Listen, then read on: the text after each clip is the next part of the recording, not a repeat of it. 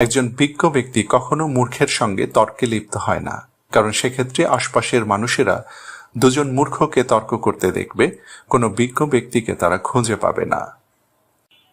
একদিন দুটি গরু একটি জলাশয়ের পাশে দাঁড়িয়েছিল।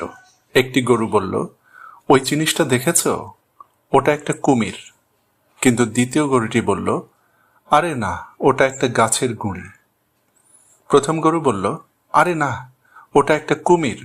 কিন্তু দ্বিতীয় গরুটি নিজের অবস্থানে অটল থাকলো এই বলে যে এটা একটা গাছের গুঁড়ি। দুইজনের মধ্যে তর্ক তীব্র হলে প্রথম গরুটা প্রমাণ করার চেষ্টা করল যে ওটা আসলেই একটা কুমির, কিন্তু দ্বিতীয় গরু কিছুতেই তার অবস্থান থেকে সরে আসতে রাজি নয়। এবার প্রথম গরু তার বক্তব্যের সত্যতা প্রমাণ করার জন্য লাফ দিয়ে কুমিরের উপর উঠে গেল এবং কুমির চোখের পলকে গরুটিকে পানির নিচে নিয়ে গেল। দ্বিতীয় গরুটি এবার বুঝতে পারল যে ওটি আসলেই একটি কুমির ছিল। সে এবার তার পরের গরুটিকে বোঝাতে চেষ্টা করে যে ওটি আসলে কুমির, কিন্তু তৃতীয় গরুটি তা মেনে নিতে রাজি হয় না। এভাবে এই চক্রটি চলতেই থাকে। আপনার জীবনেও আপনি এমন অনেক মানুষ দেখেছেন যারা কঠিনভাবে তাদের বক্তব্যে অটল থাকার চেষ্টা করে এবং তাদের বক্তব্য ভুল হওয়া সত্ত্বেও একথা প্রমাণ করতে চায় যে তারাই সঠিক কথা বলছে। আপনি হয়তো বলবেন, এ ধরনের মূর্খদের সঙ্গে চুপ থাকাই শ্রেষ্ঠ পন্থা। কিন্তু প্রশ্ন হচ্ছে, বাস্তব জীবনে কি তা সম্ভব? মূর্খ লোকদের সঙ্গে কথা বলতে গেলে সবসময় কি চুপ থাকা যায়? ওই ব্যক্তি হতে পারে আপনার পরিবারের কেউ কিংবা আপনার অফিসের সহকর্মী। সেক্ষেত্রে তো তাদেরকে এড়িয়ে যাওয়া সম্ভব নয়। কাজেই আপনাকে সব মানুষের সঙ্গে কথা বলার কৌশল জানতে হবে। 800 বছর আগে এমন কিছু কৌশল শিখিয়ে দিয়ে গেছেন প্রখ্যাত ইরানি কবি ও বিজ্ঞ আলেম শেখ সাদি। তিনি তার কবিতায় সমাজের নানা অসঙ্গতি তুলে ধরে আশপাশের টক্সিক বা বিষাক্ত মানুষগুলোর সঙ্গে কিভাবে মিলেমিশে থাকা যায় তার কৌশল বলে দিয়েছেন। আজ আমরা শেখ সাদি রহমতুল্লাহ আলাইহের সহযোগিতায় মূর্খ লোকদের সঙ্গে তর্ক করে কিভাবে জিততে হয় তার 5টি কৌশল জানব। সাকসেস চ্যানেলের আজকের ভিডিওতে আপনাদের প্রত্যেককে স্বাগত জানাচ্ছি। আমি আবু মারজান।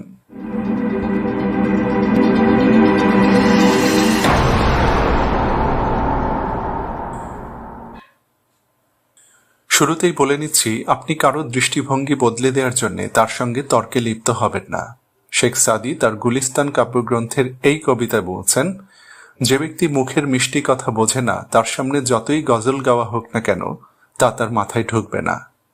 বাস্তবতা হচ্ছে, সৃষ্টির শুরু থেকে আজ পর্যন্ত কোনো মূর্খ ব্যক্তি একথা স্বীকার করেনি যে তুমি ঠিক বলেছ, আমার ভুল হয়েছে। এ কারণে শেখ সাদি এ ধরনের মানুষের সঙ্গে যথাসম্ভব তর্ক এড়িয়ে চলার পরামর্শ দিয়েছেন। তিনি এখানে বলছেন, একজন খারাপ মানুষ যেমন ভালো মানুষের সঙ্গে ওঠা বসা করলে সবাই তাকে ভালো মানুষ বলে ভাবে, তেমনি একজন ভালো মানুষ খারাপ লোকদের মধ্যে থাকা অবস্থায় খারাপ লোকগুলো যদি কোনো অপরাধ করে বসে, তাহলে তাকেও সেই অপরাধের দায় মাথায় নিতে হয়। তাই তুমি মূর্খদের সঙ্গে ওঠা বসা করবে না, তাহলে সবাই তোমাকে মূর্খ বলে গণ্য করবে। শেখ সাদি তার গুলিস্তান কাব্যগ্রন্থের অন্যত্র বলেন, সেতারের সুর যত তীব্রই হোক না কেন, ঢোল পেটানো শুরু হলে সেতারের শব্দ কানেই আসে না। তেমনি শরীরে আতর মেখে মুখের রসুনের গন্ধ দূর করা সম্ভব নয়। এতক্ষণ আমরা যেসব কথা বললাম তার সারমর্ম হলো, আপনি মূর্খের সঙ্গে তর্কে লিপ্ত হবেন না, কিন্তু যদি কোনো কারণে তর্ক শুরু হয়ে যায় তখন আপনি কিভাবে পরিস্থিতির নিয়ন্ত্রণ গ্রহণ করবেন। চলুন তার 5টি কৌশল জেনে নেওয়া যাক। আমরা কৌশলগুলো বর্ণনা করার সময় শেখ সাদির কবিতাগুলো এড়িয়ে যাব, কারণ তাতে সময় বাঁচবে।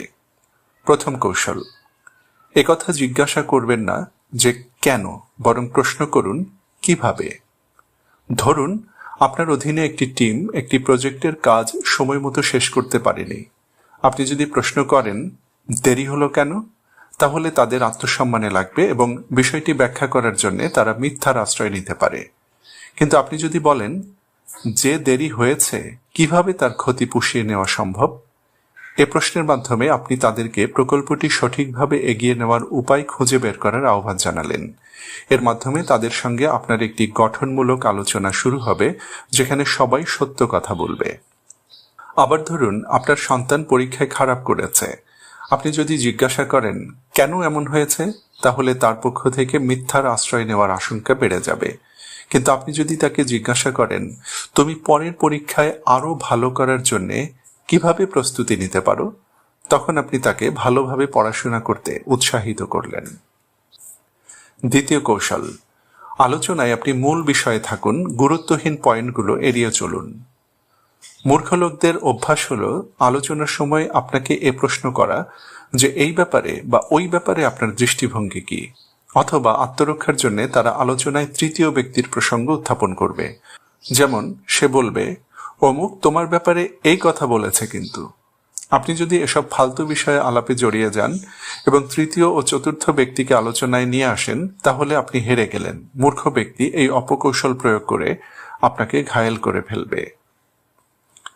তৃতীয় কৌশল, আলোচনা কিংবা তর্কের সময় কোনো অবস্থায় আবেগপ্রবণ বা উত্তেজিত হবেন না।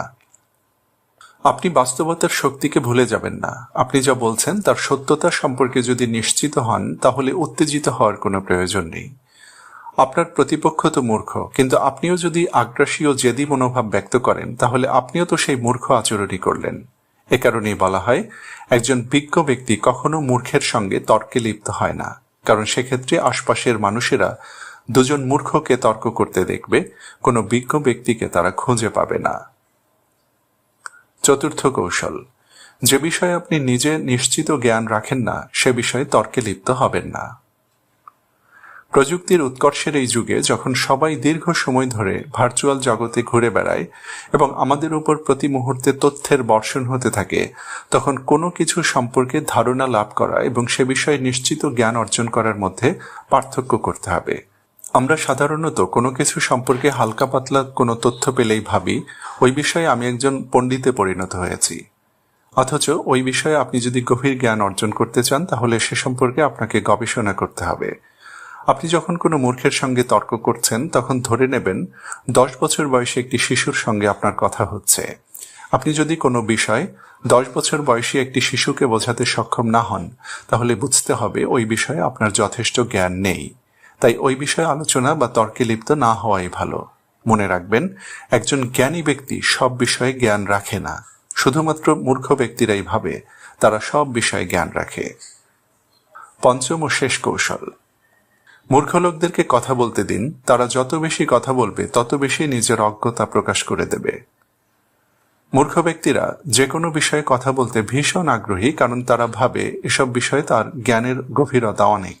এ কারণে তারা যখন কোনো আলোচনা বা তর্কে ব্যাপকভাবে লেকচার দিতে থাকে, তখন ভাবতে থাকে তারা নিজেদের জ্ঞানের বহর তুলে ধরছে। কিন্তু তাদের এই আচরণটি আপনার জন্য একটি শক্তিশালী অস্ত্র। আপনি তাকে কথা বলতে দিন, তার কথার মধ্যে ঢুকে যাওয়ার প্রয়োজন নেই। আপনি নিশ্চিত থাকুন, কথা বলতে বলতে এক পর্যায়ে তার পিঠ দেওয়ালে ঠেকে যাবে। সে তখন বুঝতেও পারবে না যে সে কোথায় ছিল এবং কোথায় এসে ঠেকেছে। অভিজ্ঞ কূটনীতিকরা এই কৌশল অবলম্বন করেন। তারা বেশি কথা বলেন না, বরং প্রতিপক্ষকে প্রশ্ন করতে থাকেন, যাতে প্রতিপক্ষের কূটনীতিক কথা বলতেই থাকে। এভাবে কথা বলতে থাকলে সে যেমন তার দেশের অনেক গোপন তথ্য প্রকাশ করে দেবে, তেমনি তার মূর্খতাও প্রকাশ পেয়ে যাবে। তো বন্ধুরা, আমরা ভিডিওর শেষ পর্যায়ে চলে এসেছি। এবার বিদায় নেওয়ার পালা। যারা আপনাকে কষ্ট দেয়, তাদের মোকাবেলায় কিভাবে টিকে থাকবেন তা যদি জানতে চান, তাহলে স্ক্রিনে প্রদর্শিত ভিডিওটি আপনারই জন্য। মনে রাখবেন, দ্রুত পরিবর্তনশীল এই বিশ্বে যে কৌশলটি আপনার পরাজয় নিশ্চিত করবে, তা হচ্ছে রিস্ক না নেওয়া। অন্য কথায়, বর্তমান যুগে সবচেয়ে বড় রিস্ক হচ্ছে রিস্ক না নেওয়া।